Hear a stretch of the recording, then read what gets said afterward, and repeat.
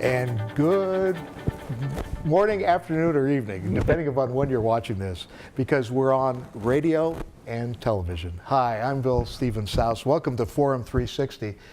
It's seen on public television channel, Fusion Channel for PBS, Western Reserve Public Media.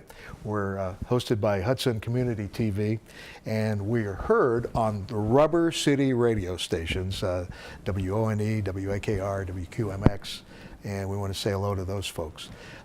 Today, whenever you hear Rubber City Radio, I think of Mark Bibiano, my old boss and my dear friend. That's right. We have with us a legend in the Rock and Roll Hall of Fame city in radio. He's done television, but mostly radio.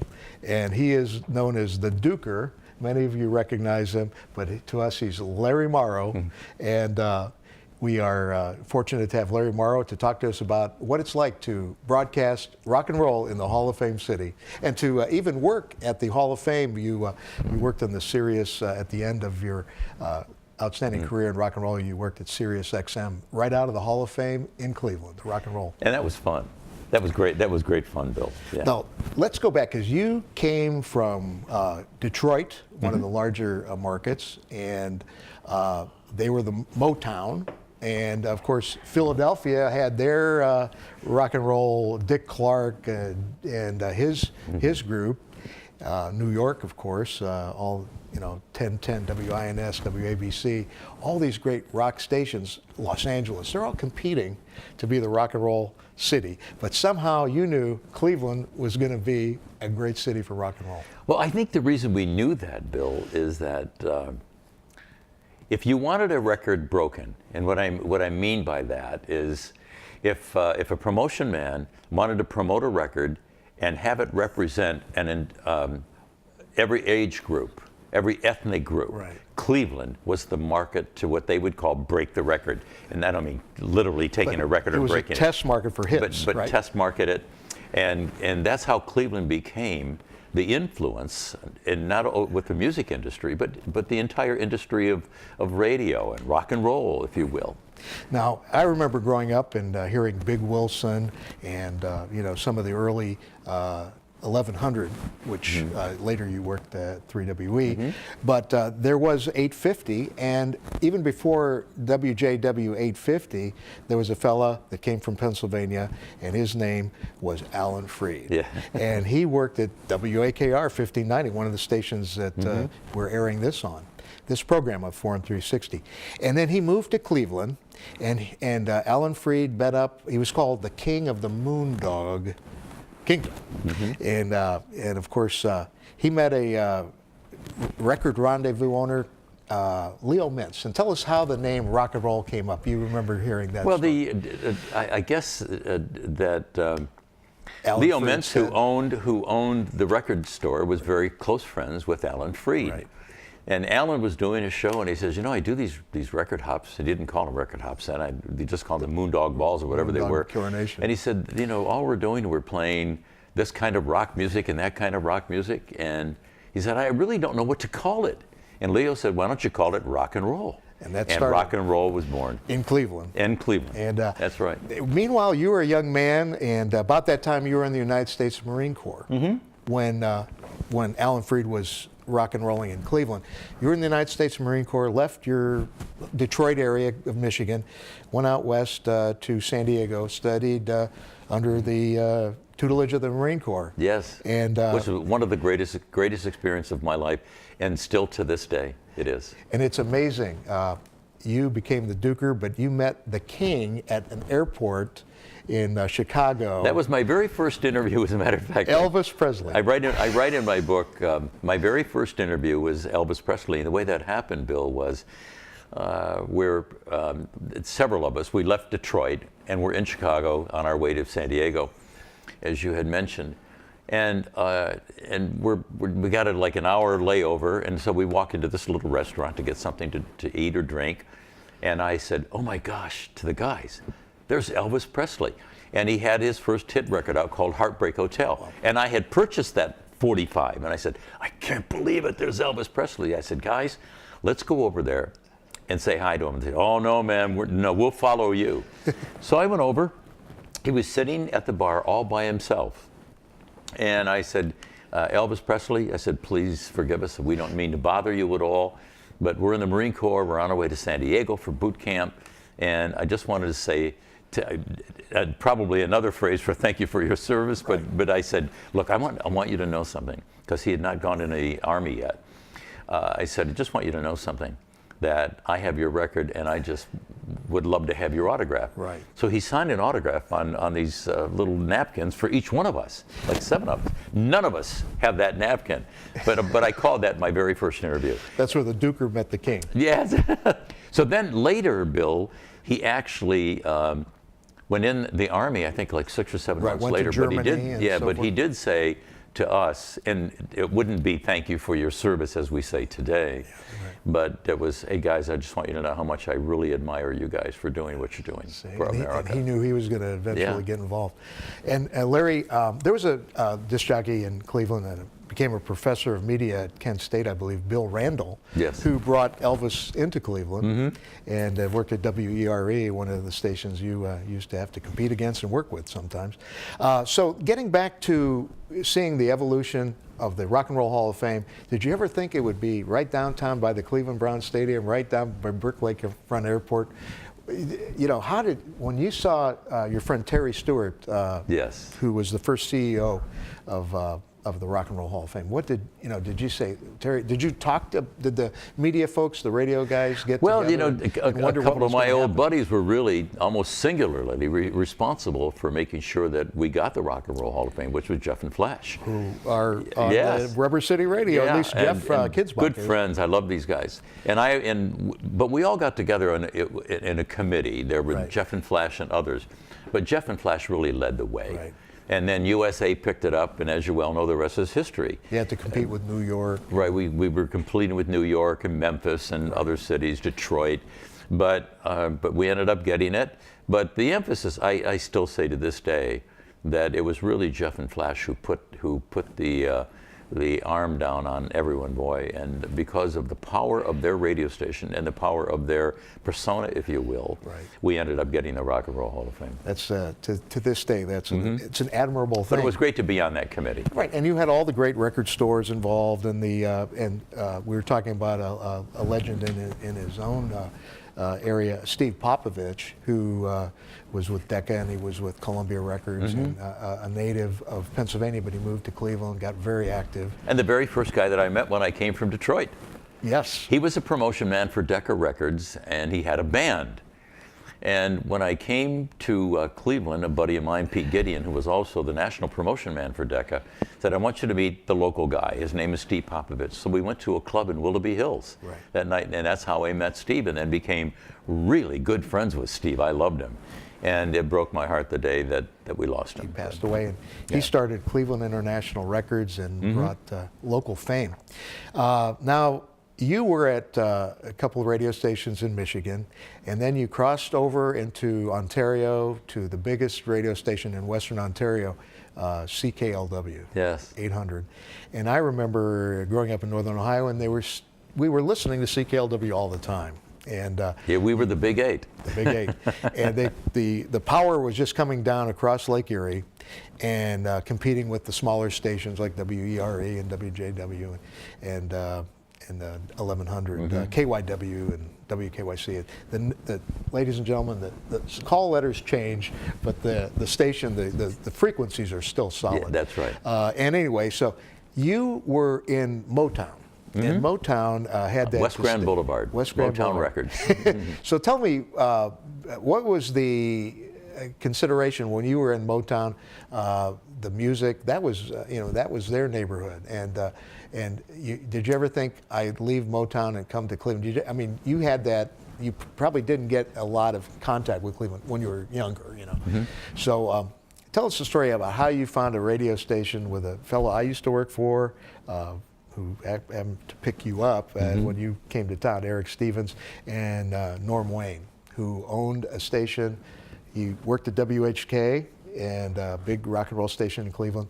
But he ended up starting a station with his two partners, Weiss and Zingali, Wayne Weiss and Zingali, and the station became legendary, which I think helped promote that Hall of Fame spirit. It really did. Wixie 1260. Yeah. And I had the pleasure to work there myself for a year.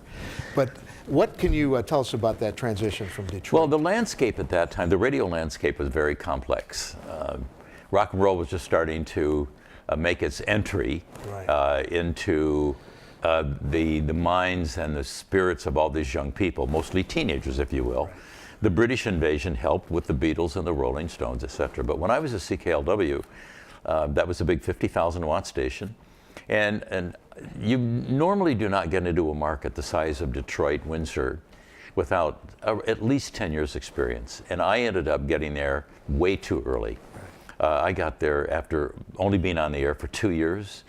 And then what made things worse for me is that, you know, it's the 5th largest market in America, and there are a bunch of radio stations, and I would listen to them, Bill, and listen to the disc jockeys, and I would think to myself, these guys are really good. I couldn't shine their shoes. Right. And here I am on this big radio station.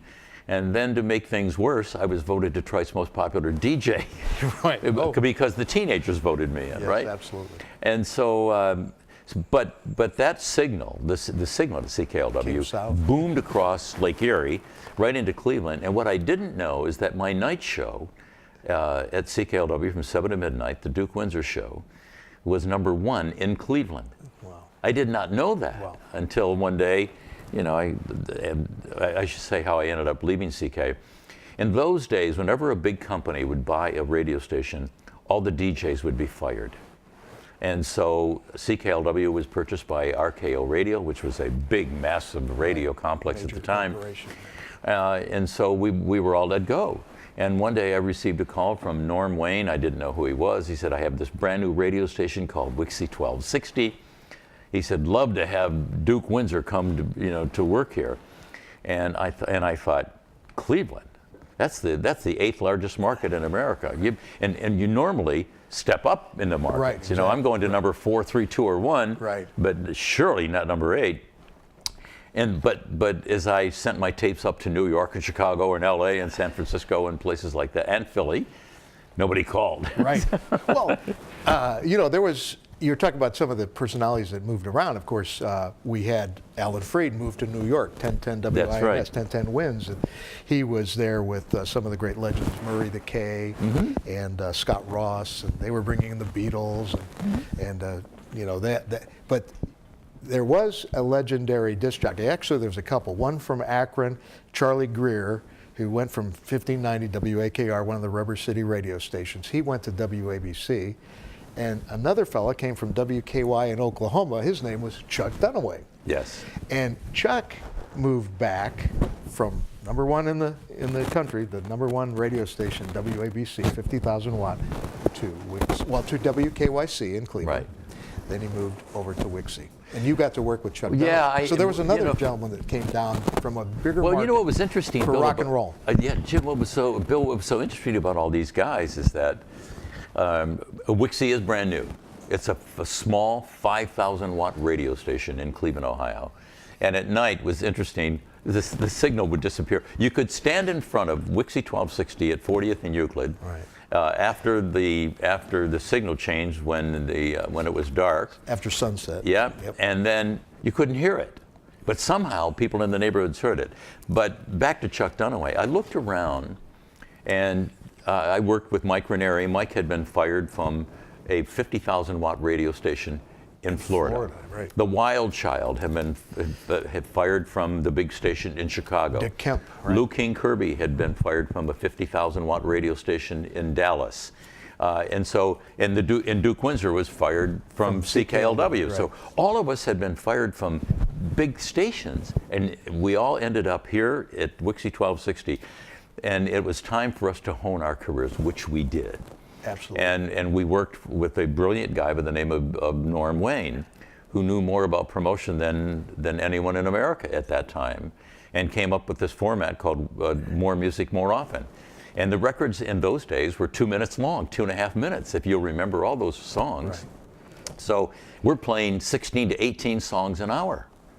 And you had to be careful, boy, because you couldn't, when you would play a record, you could talk up to the instrumental part of the song, but boy, you could never talk over the vocal. Right. You know? And you'd have to be precise. I mean, you could be sitting there saying, "Hi, I'm the Duke or Larry Morrow. I'm here to get your heart to quiver and your liver to bibble. Ain't nothing cooking but the peas in the pot, and they wouldn't be cooking if the water wasn't hot." But boy, you never step on the vocal. Yeah. Well, I'm going to say that we are, just a quick break for station identification. You're watching Forum 360 on Western Reserve Public Media, and we are on the Fusion channel, channel 45 and 49, the host channels. Hudson Community Television, our host with our producers and directors here, and of course Rubber City Radio, a group that still does some rock and rolling, WONE.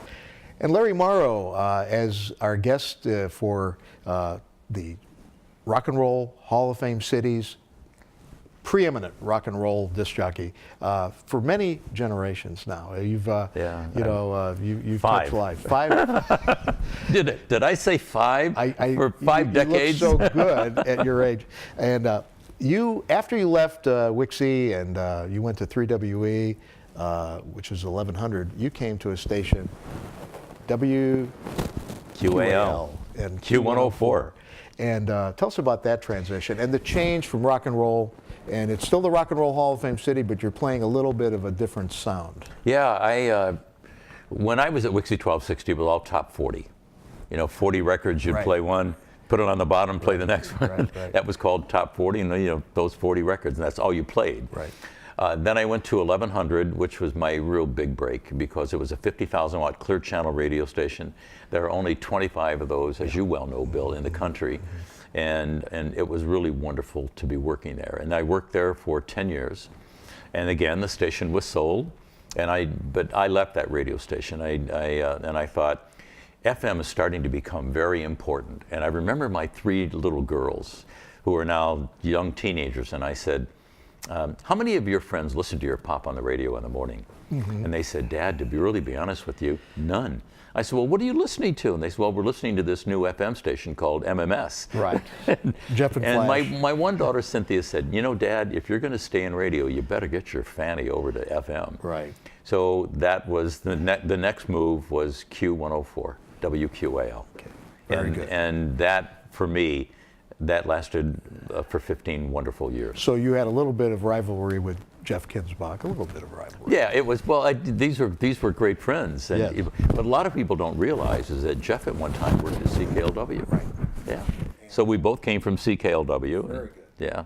Now, you had a opportunity then to get involved with Terry Stewart at the Rock and Roll Hall of Fame. I did. And tell us a little bit about that relationship and how they had you get involved not only on the radio on Sirius satellite radio, but you also had your own Larry Morrow Day at the Rock and Roll Hall of Fame. That was quite a day, Bill.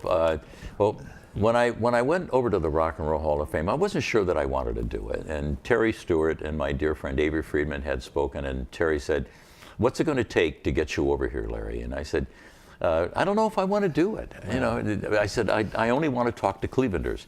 He said, "Well, how many people did you talk to when you were on the air at WQAL, your last station?"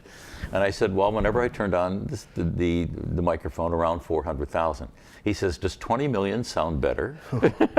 So, satellite. And then I saw the billboards that said, Larry Morrow, coast to coast.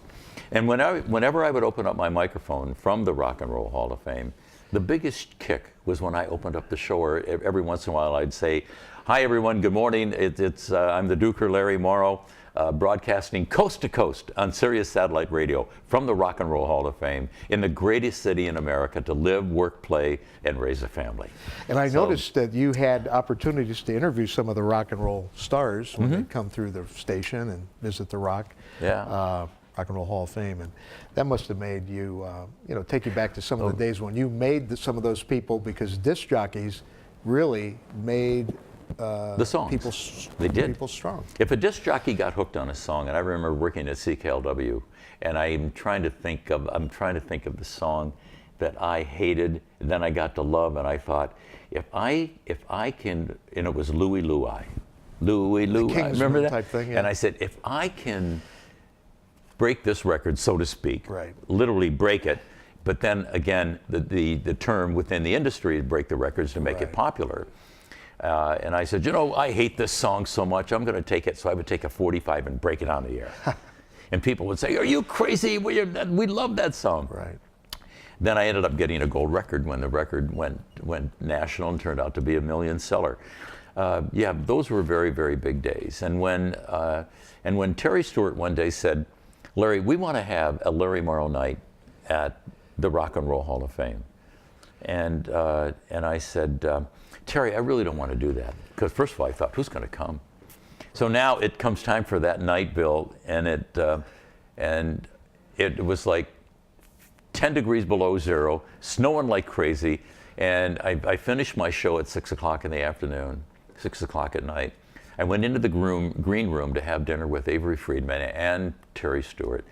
And Terry said, it's going to be a great night. And I thought, oh yeah, I'm going to walk out to greet all these people to do an hour and a half or 2 hours called Meet Larry Morrow, and there'd be 4 people there. So Little did you know that. Little did I know that when the curtain opened up and I walked out, and there was on standing room only.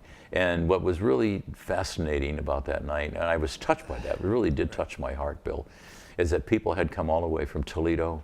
A couple people had come from Michigan. Right. And so I was made the journey deeply touched and thrilled. in yeah. Cleveland weather, Cleveland Yeah. style weather. You're always selling a vision when you're on the air, but I didn't realize that vision touched as many people as it did.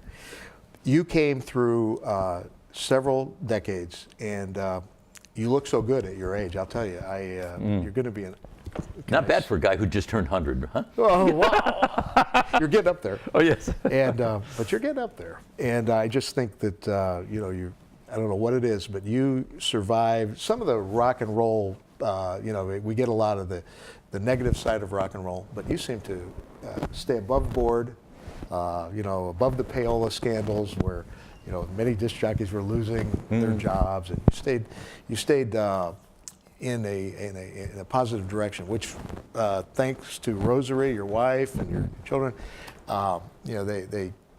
they made you, I think, a better disc jockey, a better human being. Well, I always wanted the outside to match the inside, and I wanted to be a very predictable guy, not unpredictable, and I've always believed that you're selling your heart. Right. And for me, that's what it was. When I came to Cleveland, and I thought, again, I was on my way to New York, Chicago, LA, San Francisco, Philadelphia. I was not going to stay here more than a couple of years. And you had to stay at one radio station for a little while, or you would be known as a floater. Right. And if you were called in the business of floater, jumping from one radio station to the other, chances of getting a good job at a big station would be remote. So I thought, I'll stay here for a while. But then I fell in love with the people of Cleveland, Ohio. And I said, I'm not going anywhere. Wow. And I stayed here, and I loved every minute of it. 40 years on the air in Cleveland because of the people. And what really was wonderful, Bill, is that sometimes disc jockeys are people you can't touch. They're people that are stars. Right. They stay away and I from knew that the name Larry Morrow had become very important, not only locally but nationally. But again, I wanted people to feel like you could touch me. Well, I don't mean physically touch you, but that I would not be out of touch, so to speak. And I'll never forget a family, and we're still friendly with them, saw me at a shopping center. They said, Larry, I understand that you really like spaghetti. And I said, oh yeah, this is before I married my wife, Rosaria. I said, oh yeah, I love spaghetti and meatballs. And she said, well, we make the greatest meatballs. And they said, but you'll never come to our house. And I said, yes, I will. When? So it not only at her place, but there were several times when people would invite me to their homes. Wow. Bill, I would go. Wow. And that's important because you made some friends. Yeah, and I wanted to I wanted to be close to my audience. It reminds me, as you reminded me off the air before we started the program, in Detroit, you grew up under J.P. McCarthy, WJR, the voice of the Great Lakes, WJR, and he was the morning man. The best I ever heard. And you made a similar run in Cleveland. And then your Rock and Roll Hall of Fame Museum, and you helped set up programs there. You helped teach. You did the Sirius satellite radio from the Rock and Roll Hall of Fame. But you know what's really interesting about that, Bill, is you just mentioned J.P. McCarthy, who we lost in 1995. Yeah. But J.P. McCarthy, to me, was the best I had ever heard. Even to this day, I The feel epitome this way. of broadcasting. Yeah, and when Nick Maletti bought 1100, he sat down with me and Tom Embrasher, who was the general manager at the time, and said, Larry, we want to make 1100 3WE radio. We want to make this as good as WJR, and we want you to be the J.P. McCarthy of Cleveland. And you did. And I thought, oh, don't do that to me. I've got. We are going to do another Forum 360 in the future, and I want to urge people to go to www.larrymorrow.com to learn more about Larry, and www.rockhall.com to learn more about the Rock and Roll Hall of Fame. Our next program that we do with Larry, we're going to get a little more involved in his book. This is Larry Morrow, which really talks a little bit further about rock and roll and Cleveland and Northeast Ohio. It's subtitled My Life on and Off the Air. Stories from 4 decades of Cleveland radio. Thank you, Larry. All right. Thank you, Bill. See you. Enjoyed it. Thank you so much.